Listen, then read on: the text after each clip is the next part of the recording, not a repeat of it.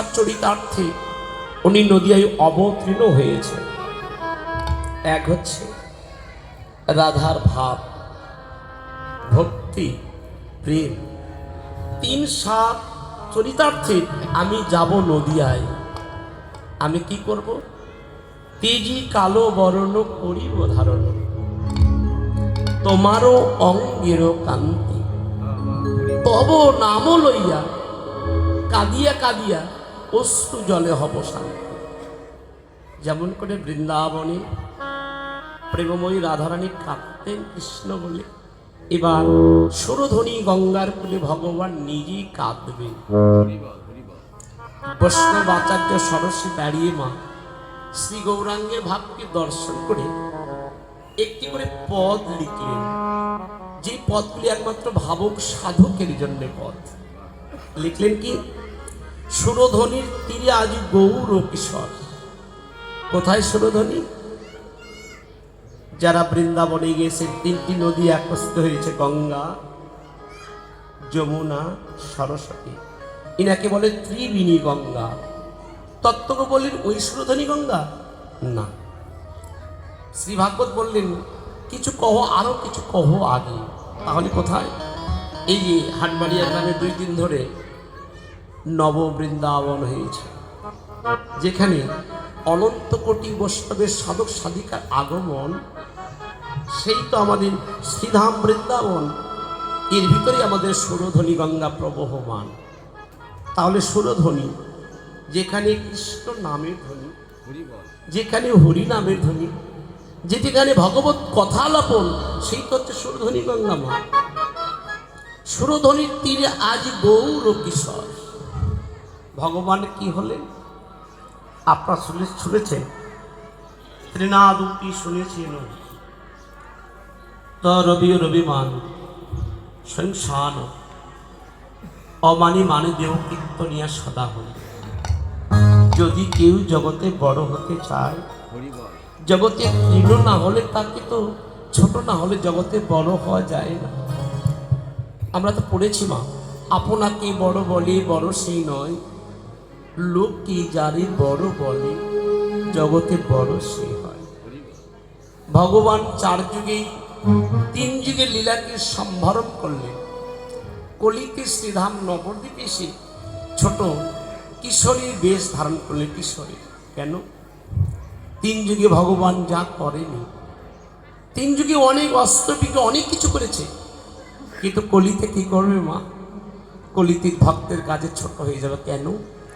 আমা হইতে আমার নাম বড়, নাম হইতে আমার ভক্ত বড়। ভক্ত হইতে ভক্তর চরণ ধুলি বড়, চরণ ধুলি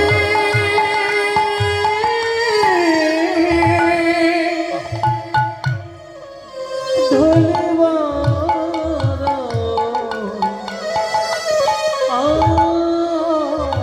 অনন্য যুগে ভগবান যত অস্ত্র ধারণ করেছে, কলিতে এমন অস্ত্র ধরবে না। বাবা সেদিন বলেছিল,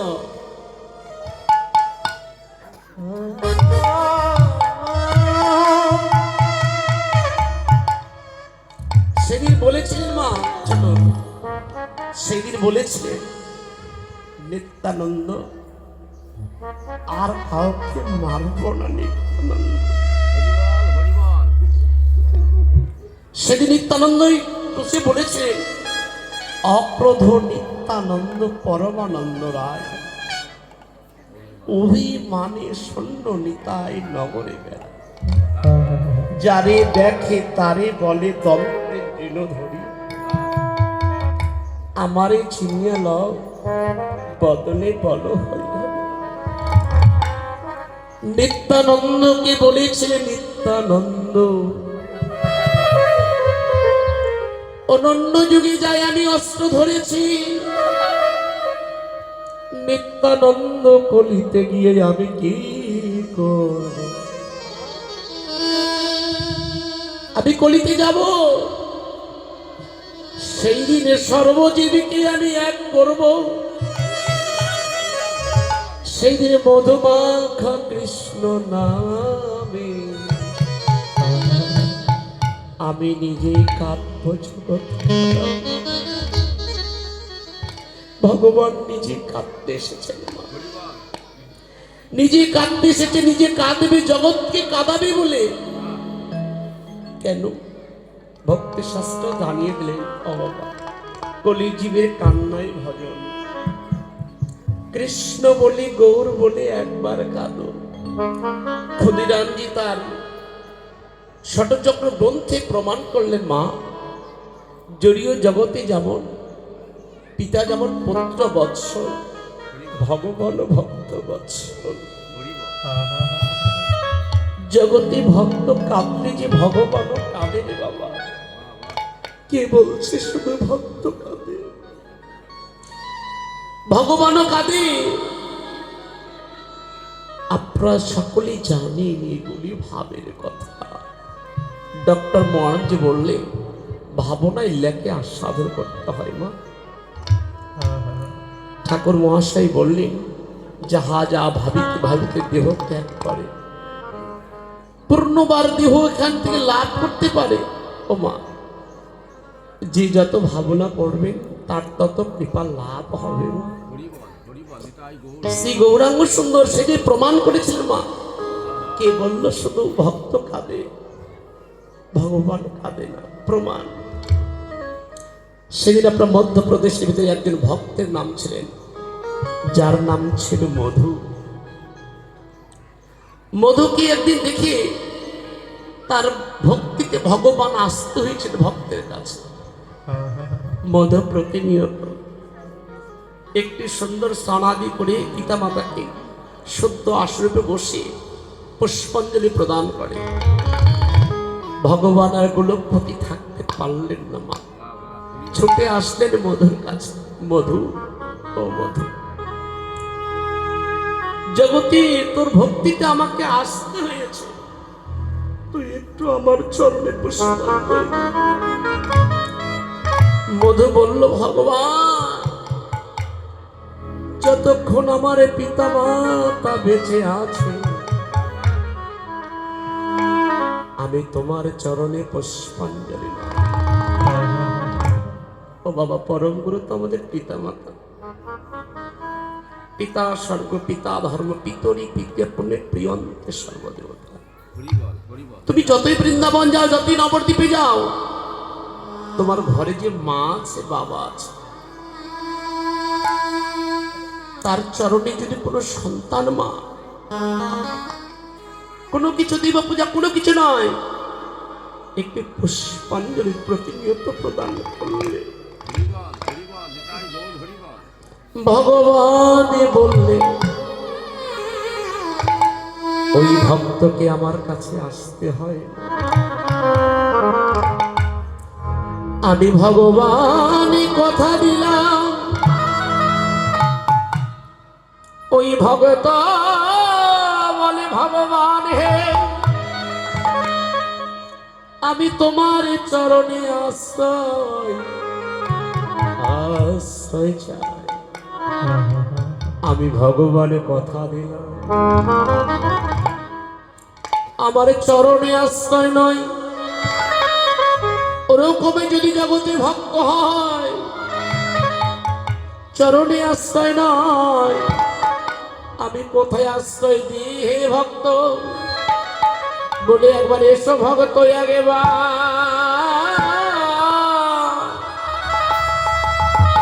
আমার পক্ষে পক্ষে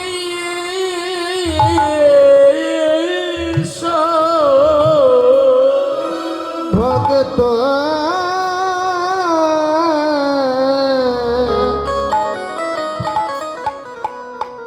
তুমি এসো ভক্ত,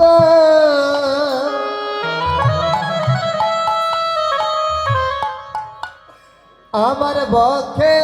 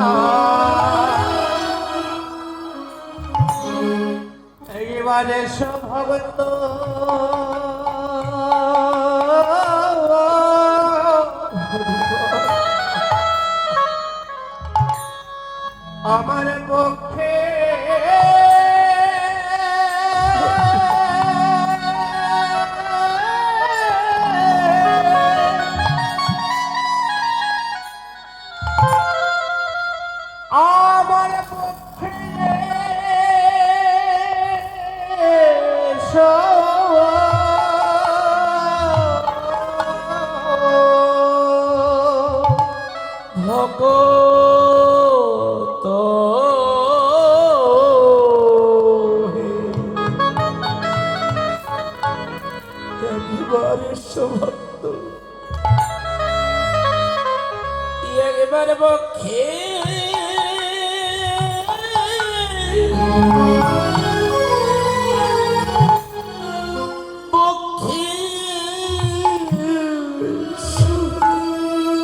ভক্ত হে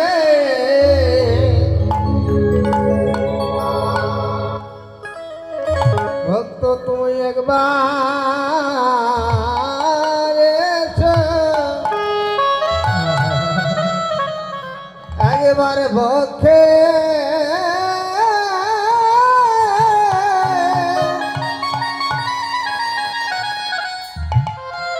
আমার পক্ষে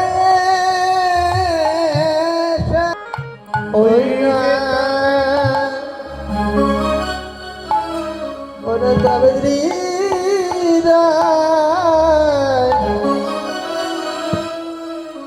হৃদয় শীতল করি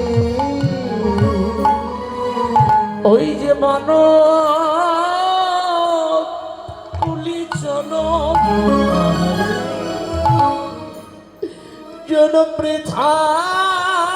জনপ্রেথায় হরিবল হরিবল একেবারে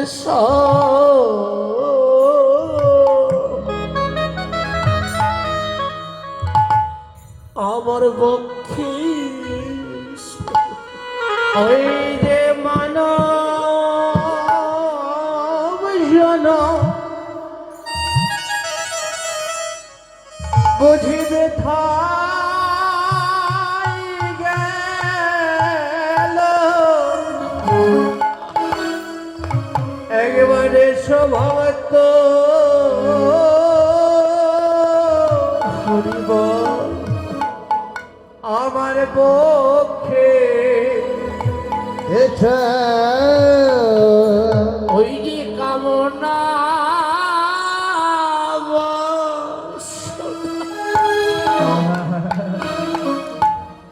সবই তেজ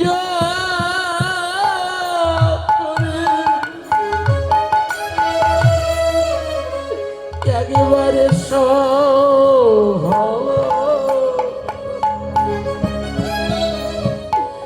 আমার পক্ষে ওই না কামনা বাসনা হরিবল হরিবল বাসনা তেজ করি তুমি একবারে ভক্ত ওই আমার পক্ষে আমার মানো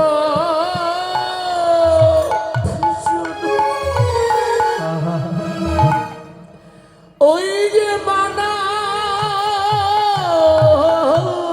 শুনো ব্রজিবে গেল আমার মান জন ওই যে মানব জন আমার মানব জন বুঝি ওরে ব্যথায় গেল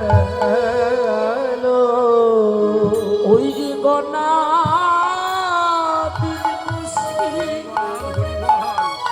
বুঝি ভরা গেল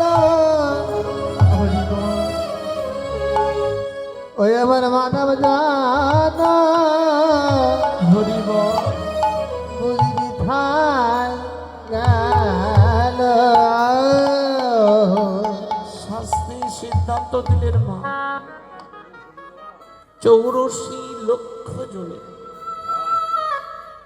ভ্রমণ করেছি আমি, সাধের মানব জন্ম পেয়েছি ভালো। এই যে মা কৃষ্ণ ভজন করার জন্য কত দুর্লভ জন্ম মানব জন্ম, যারা 30 লক্ষবার বৃক্ষকুলে আমাদের জন্ম হয়েছিল। এই যে প্রখর রৌদ্র প্রকর্ষে তারা কথা বলতে পারে না, তারা বৃক্ষকুলেও বলল ঠাকুর আমাদেরকে আর বৃক্ষকুলে নয়, আমাদেরকে একবার নরকুলে জন্ম দাও।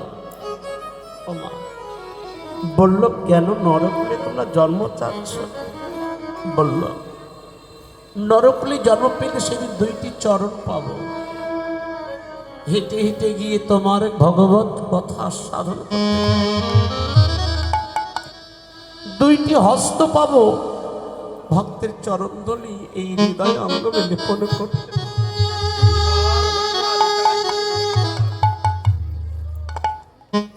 2টি নয়ন পাবো তোমার ভক্তের শ্রীবদন দর্শন করবার জন্য। একবার এই আমাদেরকে নরকুলে জন্ম দাও। ও মা, শুধু সংসার জীবনে এসে সংসার করাই নয় মা, শাস্ত্র সিদ্ধান্ত দিলেন জড়ীয় জগতে যেমন কোনো আত্মীয় যদি কারো ঘরে যদি আসে যেমন দায়িত্ব থাকে না, তদুপরি আমরা এই জাগতিক জগতের সংসারে আত্মীয় এসেছি মা। একদিন সব কিছু আমাদেরকে ছেড়ে যেতে হবে। কত সুন্দর করে আলমারি সাজিয়ে রেখেছে মা, দেখেছ? তত্ত্বদর্শী বললেন এই জাগতিক জগতের আলমারি কাঁচ ভেঙে গেলে আবার কাঁচ লাগানো যায়, কিন্তু এই আলমারি যদি একবার যদি প্রাণ বায়ুতে উড়ে যায় আর কোনোদিন যে ফিরবে না মা। তত্ত্বজ্ঞ বললেন যা কিছু করবে আজকেই করো, কাল করো না। আজকেই করো, কালকে তোমার সকালে তোমার এই দেহতে প্রাণ নাও থাকতে পারে। বৈষ্ণব আচার্যের সদস্য সিদ্ধান্ত দিলেন সুরধ্বনির তীরে আজ গৌর কিশোর। কিশোর আমরা কাকে বলি? কথাটির দর্শনগত তাৎপর্য এই জড়ীয় জগতে যাদের বয়স সবে মাত্র 5 হইতে 10 কিশোর বলা হয়, যাদের জ্ঞান শূন্য, তাদের হিতাহিত জ্ঞান নেই। তো যদি তুমিও যদি ঠিক সরল প্রাণা হয়ে যদি হৃদয়ে অকৈত ভাবনা নিয়ে যদি শিশুর মতো সরল হয়ে একবার ওই শ্রীপাদ পদ্মে একবার নয়ন দাও। তত্ত্বদর্শী বলে সুরধ্বনির তীরে আজ গৌর কিশোর। ভগবান সুরধ্বনি গঙ্গার কুলে 3.5 ভক্তকে পেয়েছেন। কে? রাই রামানন্দ, যিনি ভগবানের লীলার কথা জানতেন না। রাই রামানন্দ স্বরূপ দামোদর। শ্রী চৈতন্যদেব প্রমাণ করলেন বাবা রামানন্দ গোদাবরীর তিনি কৃষ্ণ কথা আলাপনে ব্যস্ত আছেন। শ্রী গৌরাঙ্গ সুন্দর উপস্থিত হলেন ভক্তের সন্নিকটে। বলল রামানন্দ, ও রামানন্দ, একবার তুমি কৃষ্ণ কথা বলো। রামানন্দ বললেন, হে পরমেশ্বর শ্রী ভগবান, যিনার গুণের কথা, যিনার লীলার কথা আমার এই ভেগ বদন দেখে সম্ভব? আমার বদন দিয়ে তো কৃষ্ণ কথা সম্ভব নয়। তবে করজোর করে বললেন, আমার সর্বপ্রথমে দেখে আমার সন্দেহ মনে হচ্ছে তিনি ভগবান। যেই মস্তকে তোমার ছিল রাশি রাশি কেশ, তাহাকে পরিহার করে তুমি করেছ মস্তকে রেখেছ শিখা। যেই গলে তোমার সবাই তো বন ফুলের মালা, সেই বন ফুলের মালাকে পরিহার করে পড়লে তুমি তুলসীর মালা। হরিবল হরিবল। যেই অঙ্গে তোমার সুগন্ধি চন্দন চর্চিত, কুসুম কমল দল তোমার অঙ্গে লেপন করতে, সেই চন্দনকে পরিহার করে তুমি প্রতি অঙ্গে তিলকা মন্দির হরি মন্দির রচনা করেছ। যেই হস্তে ছিল তোমার মোহন মোহন, ব্রজ গোপীদের কি ভুলাইতে মন, সেই হস্তে ধরলে শ্রীরাম জপের মালা। যেই বসনে তোমার ছিল কুন্তন রাশি কেশ নীল বস্ত্র, সেই বসনেকে পরিহার করে তুমি পড়লে হালছে বেহালের পোশাক।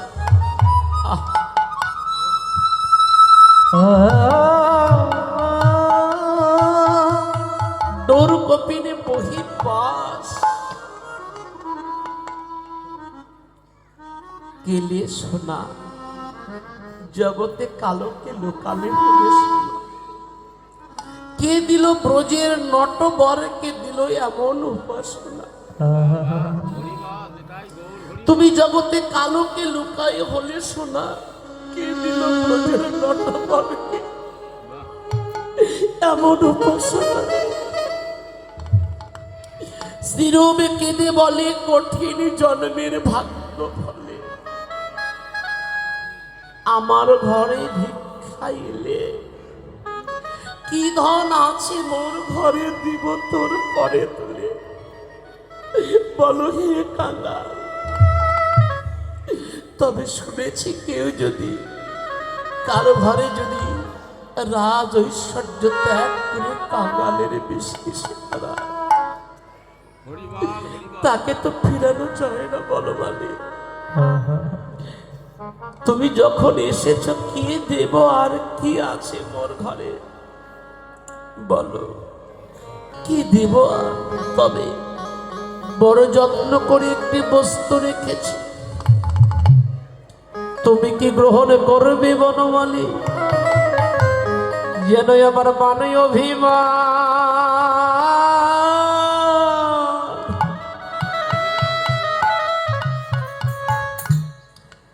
তোমার করে দিয়ে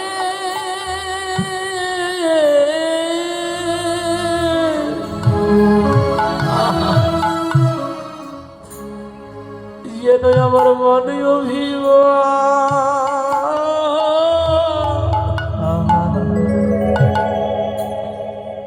তোমার করে দিয়ে দিয়ে দিয়ে যেন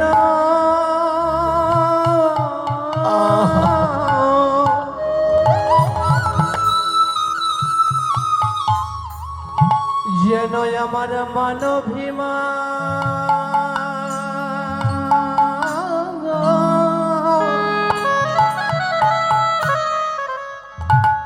তোমার করে দিয়ে দিলাম না।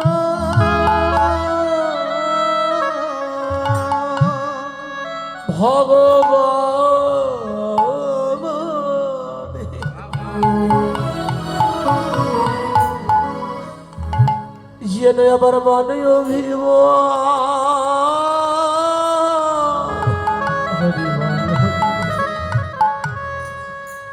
তোমার চরণে দিয়ে দিলাম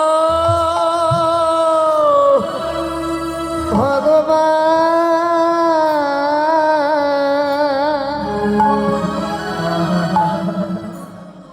আমার মানভিমান,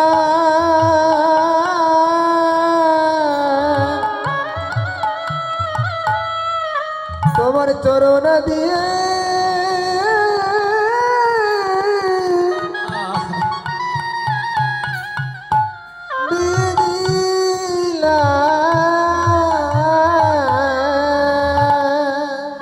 ওরে তুমি শুধু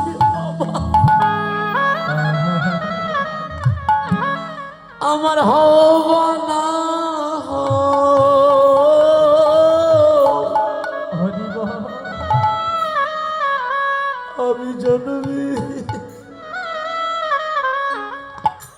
মতো তোমার হয়ে গেল।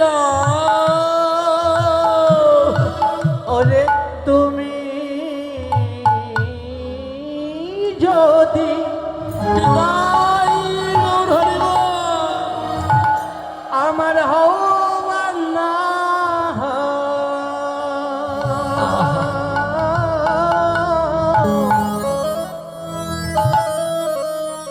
আমি আজ হইতে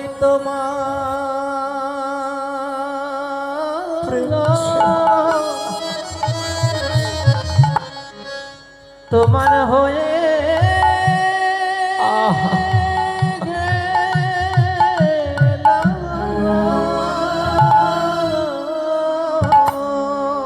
শুধু এ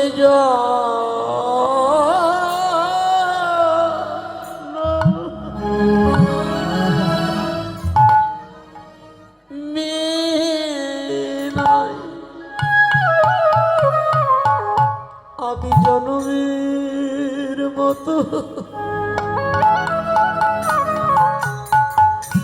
তোমার হয়ে গেলাম। শুধু এ জানবি নাই জন্মে জন্মে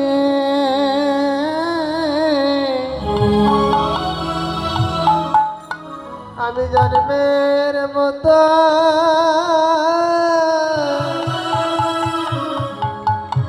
তোমার হয়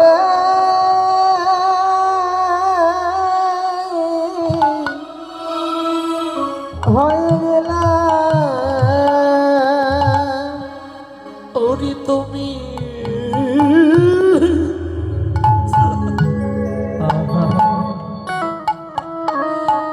আমার হব না হও, আমি জনমের মতো হয়ে গেলাম। তুমি যদি হবা না হও, জন্মের মতো হয়ে গেলাম। তুমি যদি হবা না হও, আমি জন্মের মতো তোমার হয়ে যদি হবা না হও, আমি জন্মের মতো হয়ে গেলাম। তুমি যদি হবা না হও, জন্মের মতো হয়ে গেলাম। তুমি যদি হবা না হও, আমি জন্মের মতো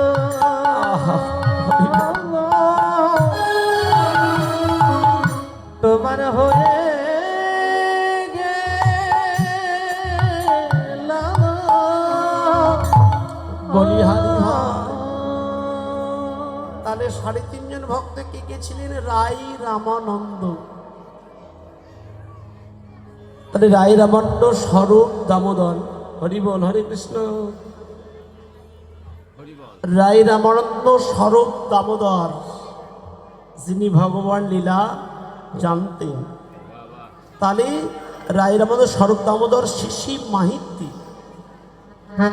আর অর্থ সত্তা কন্যা একজন ছিলেন মাধবী দেবী। এই মাধবী দেবী রাধা ও কৃষ্ণের অর্ধলীলা জানতেন। তাহলে সুরধনী গঙ্গার কুলে ভগবান আপনি আপনি ছোট হয়ে গেলে কেন? আমা হইতে আমার নাম বড়। ভগবান নিজেই লিখলেন, মা আমা হইতে আমার নাম বড়, নাম হইতে আমার ভক্ত বড়, আর ভক্ত হইতে ভক্তের চরণ ধরি বড়। চৈতন্য চরিতামৃতে বললেন, নিজে আচরিয়া প্রভু জগৎকে শিখায়। নিজে আচরণ না করলে জগৎকে নাহি শেখানো যায়। ভগবান আচরণ করি জগৎকে শেখাবার জন্যে সুরধনী গঙ্গার কুলি ছোট হয়ে গেলেন। তাহলে সুরধনীর তীরে আজ গৌর কিশোর সহচর গণ মিলি গৌর আমার আনন্দে বিভোর। তাই সুরধনী গঙ্গার কুলি ভক্ত ভগবানের খেলা খেলবে বলে এক অভিনব খেলা খেলছেন। ওরে খেলো এ বিনোদ খেলা, আমার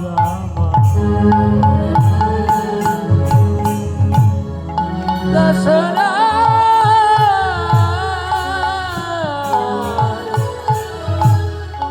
ওরে খেলায়া বিনোদ খেলা আমার রসুরাই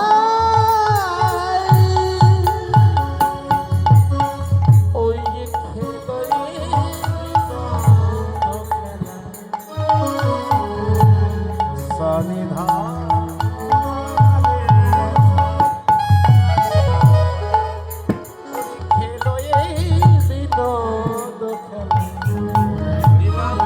আমার গৌরব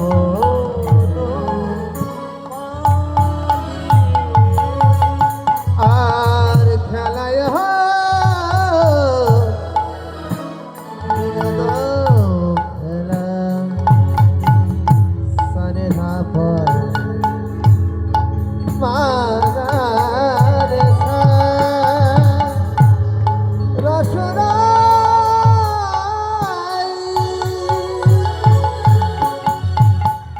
ওই দেখো পুরী নদী ভালো করে ওই যে ভগত দেখ বলিলবি হর করে আইনা ভগত মন্ডলী খেলছে গোরারা, দেখো খেলছে গোরাই ওই দেখো খেলছে রাখাল রাজা, ওই দেখো খেলছে রাখাল রাজা ওই যে হরি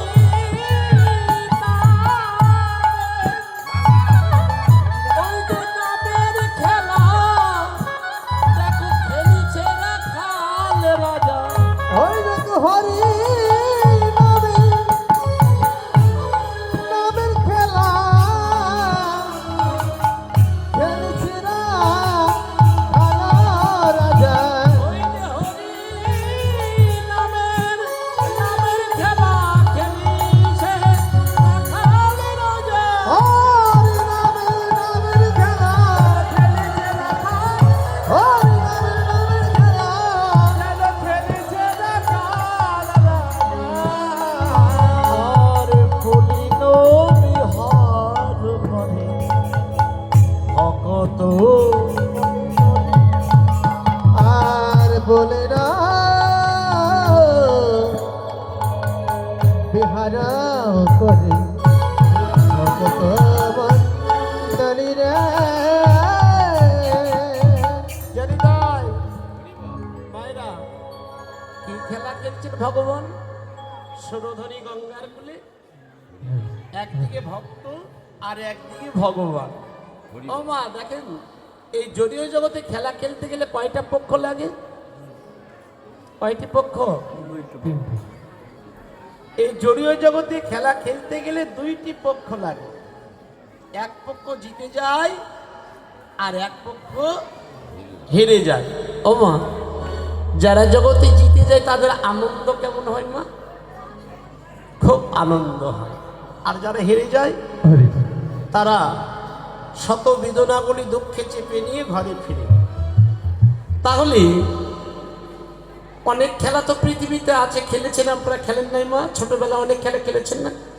ওই যে আরেকটা খেলা যে বউ নিয়ে আসতে হয়, খেলেছেন? বাবারা খেলেছেন? হাডি লুডু খেলেছেন? ফুটবল খেলেছেন? তাহলে দেখুন কথাটির তাৎপর্য। এই যে মা এইদিকে আমার দিকে লক্ষ্য করেন, তাহলে খেলাটি কেমন হয়েছে? এই জগৎ সংসারে আমরাও খেলা খেলছি। কার সঙ্গে? মায়ার সঙ্গে সম্বন্ধ করে খেলা খেলছি। হ্যাঁ, কথাটি দর্শক তাৎপর্য। এই গ্রামের কোনো বাবা কোনো ছেলে বলেছে, বাবা তুমি তো যাচ্ছ হাট বাড়িয়ে বাজারে, তুমি আমার জন্য একটা ফুটবল কিনে এসো। কি নিয়ে এসো? ফুটবল। বাবা জড়ীয় জগতে বাবার আদরের ছেলে তো, ঠিক বাজার থেকে ফুটবল কিনে নিয়েছে, তখন বাজে 6টা, সন্ধ্যা 6টা। তখন কি ফুটবল খেলা যাবে? যাবে না। কিন্তু ফুটবল শুধু দেয়নি দোকানদার, ফুটবলকে রাখার জন্য আরেকটা বস্তু দিয়েছিল, কি নাম বলেন আপনারা? জেলে। এবার নিয়ে এসে ফুটবলটি যখন ছেলেকে দিয়েছে, বড় আনন্দ পেয়েছে। বাহ, তুমি বাবা আমাদের ফুটবল নিয়ে এসেছ। ফুটবলটি সুন্দর করে আলমারিতে রেখেছে মা। ফুটবল মনে করলো, ঠাকুর এতদিন তো গোডাউন ঘরে ছিলাম, কত কষ্ট, আজকে এত সুন্দর জায়গা পেয়েছি। ছেলেটি আনন্দ উল্লাসে রাতের সেবা করে ঘুমিয়ে পড়লেন। ঠিক পূর্ব গগনে যখন উষার আলো আগমন ঘটল, গ্রাম থেকে কয়েকজন ছেলে পেলে, চল আমরা একটু ফুটবল খেলতে যাবো। এই যে আপনাদের মাঠ আছে না, স্কুলের মাঠ, ফুটবল খেলতে গেলে কয়জন প্লেয়ার লাগে বাবা? 11 সেট, নইলে 9 সেট, 9 দুগুণ 18। তাহলে 9 দুগুণ 18 জন দুই দিকে প্লেয়ার হলেন মা, এবার লক্ষ্য করুন। কিন্তু মাঝখানে যে বলটা পরিচালনা করবে তার নাম কি বলেন? যার কাছে বাঁশি থাকে, রেফারি। ওর কিন্তু বাঁশি ছাড়া ফুটবল যাবে না। দেখেন ফুটবল খেলে যখন আপনারা অনেকে দেখেছেন যে মাঠে যখন ছেলেগুলি নামে, তখন মাঠকে প্রণাম করে তারপরে ফুটবল খেলতে নামে। এবার দুই দিকে বাঁশি পড়ে গেলেন, ফুটবল খেলা শুরু হলো। এই যে পায়ে যখন শর্ট করতে লাগলেন ফুটবলকে, ফুটবল মনে করে, ঠাকুর এত কষ্ট তো আগে কোনোদিন উপলব্ধি করিনি।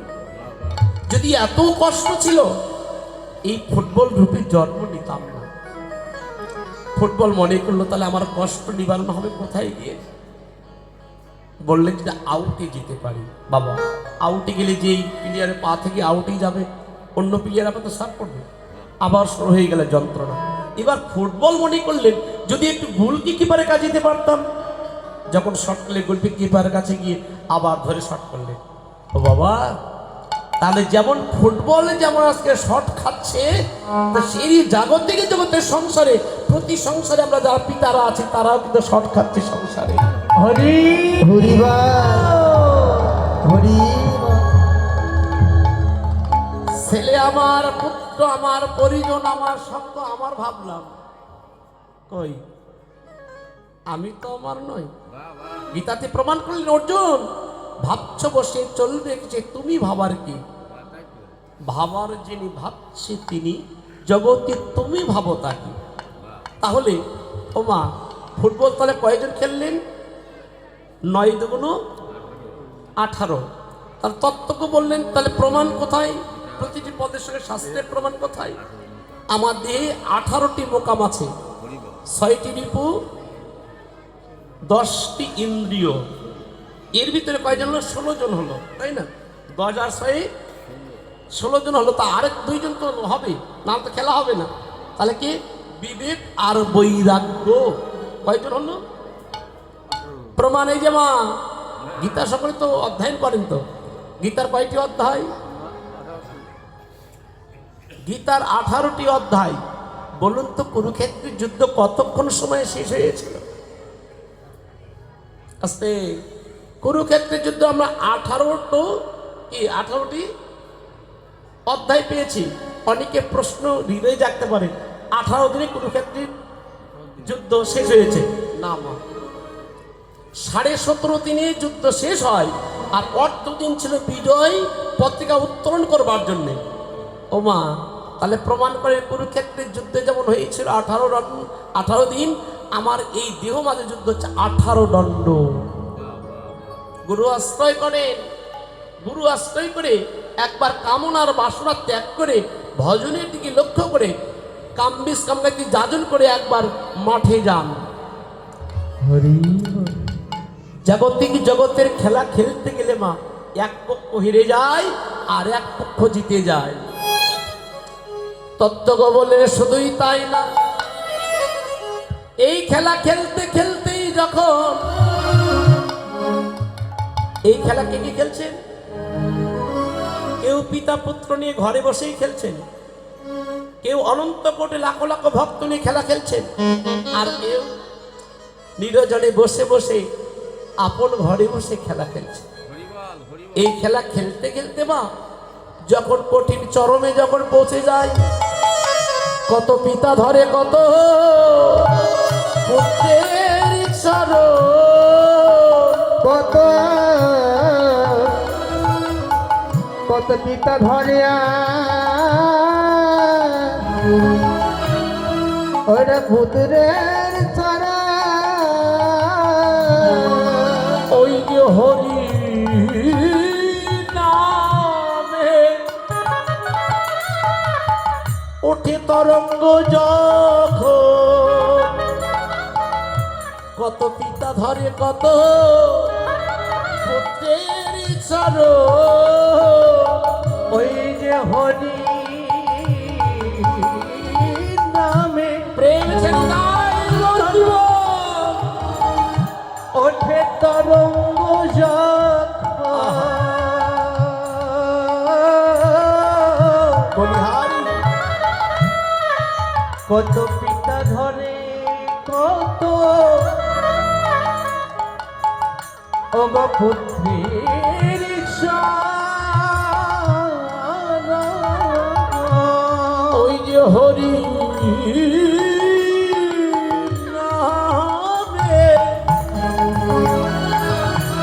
ওঠে তরঙ্গ যখন,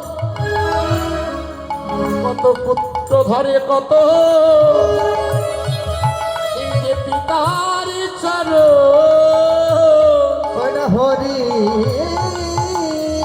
নামে উঠে তরঙ্গ যখন প্রেম সে কত পুত্র ধরে কত পিতার ছাড়া ওই কত পিতার চরণ ধরে পুত্র কাঁদছে, আবার পুত্রের চরণ ধরে পিতা কাঁদছে। ওই যে বাবা পঞ্চায়েতে আছে না, ওই যে পিতা পুত্রে গৌর ভজে, ভজনে কিংবা মরণ জেনে গৌর ভরে, তাহলে তিন পুত্রের সঙ্গে নাচে শ্যাম শিবানন্দ। কে নৃত্য করে? শ্যাম শিবানন্দ। আস্তে। তাহলে এই খেলা খেলতে খেলতে যারা গুরু আশ্রয় করে, যারা ভজনের ঘরে এই খেলা খেলে, কোনোদিন তার হিরে যায় না, বরং জিতে যায়। শাস্ত্র বললেন বৃন্দাবনী অপ্রাকৃতিক নবীন বদন, কামবিস কামগায়িত্রী যার সহজ সাধন, কামবিস কামগায়িত্রী যাজনা কইলে রাধা গোবিন্দ লাভ হয় শ্রী রাসমণ্ডলে। ও বাবা, তাহলে কামনা বাসনাকে ত্যাগ করো, এই দেহটাকে সার করো। সার নেই, এখন অসার হয়ে আছে, সার করো। গুরু কামবিস কামগায়িত্রীর দ্বারা এই দেহটাকে সার করো, তাহলে খেলা বুঝতে পারবে এই খেলাটি কি হচ্ছে। নইলে মনে করবে যে লীলাখালী কীর্তন শুনলাম চলে গেলাম, লাভ নেই। তত্ত্ব প্রমাণ করলেন মা। কে বলল এই জগতে জিতে না? কে বলল জিতে না? মহাজন বললেন এই যে খেলাটা কোথা হচ্ছে, সহস্রদল পদ্ম, দ্বিদল পদ্ম, মণিপুর চক্রে। আমার এই লীলার নাম কি ছিল? উত্তরা গোষ্ঠ। ও মা, এই জাগতিক জগতের উত্তর দক্ষিণ পূর্ব পশ্চিম আছে, আমার এই দিকে নেই। তাহলে উত্তরা গোষ্ঠ কেন লিখলেন? তাহলে উত্তর দিকে আমাদেরকে ভগবান পার্থিব জগতে নবলক্ষ ধেনু দ্বাদশ দাখালকে নিয়ে, যেমন নবলক্ষ ধেনুকে নিয়ে গোচরণে গিয়েছিল, গোচরণে মধ্যাহ্ন খেলা খেলে আবার মায়ের কোলে যেমন ফিরছে, হে জি তোমরাও একবার এই দিকে যা হয়েছে এখন এখান থেকে ফিরে নিয়ে আসার চেষ্টা করো। রাধে হরি ধর্ম বুঝতে হবে, কীর্তনকে বুঝতে হবে। কি যোগ রতন, কি যোগ রতন, কি বস্তুকে সমন্বয় করলে যে তত্ত্ব আসে তাই হচ্ছে কীর্তন। সহজ নয় মা, ইসলাম খালি খিচুড়ি খেলাম চলে গেলাম, লাভ নেই। তাহলে আমাদেরকে ফিরাতে হবে। এবার হচ্ছে ফিরানার পালা। যা গিয়েছে তা দিয়ে চলেই গিয়েছে, আর বলো না। একবার গুরু আশ্রয় করে একবার ঊর্ধ্বমুখী করো, নিম্নগতি নয়। ভজনটা নিম্নগতি নয়, ভজনটা হচ্ছে ঊর্ধ্বগতি। যারা গুরু আশ্রয় করে কামনা বাসনা ত্যাগ করে কামবিষ কামগায়ত্রী ত্যাগ করে কেবল সহস্রাগারে যারা নিত্যদিন উঠাতে পারছে তাদের কাছে খেলা হচ্ছে রাধে হরি রাধে রাধে সনাতন ধর্ম বুঝতে হবে।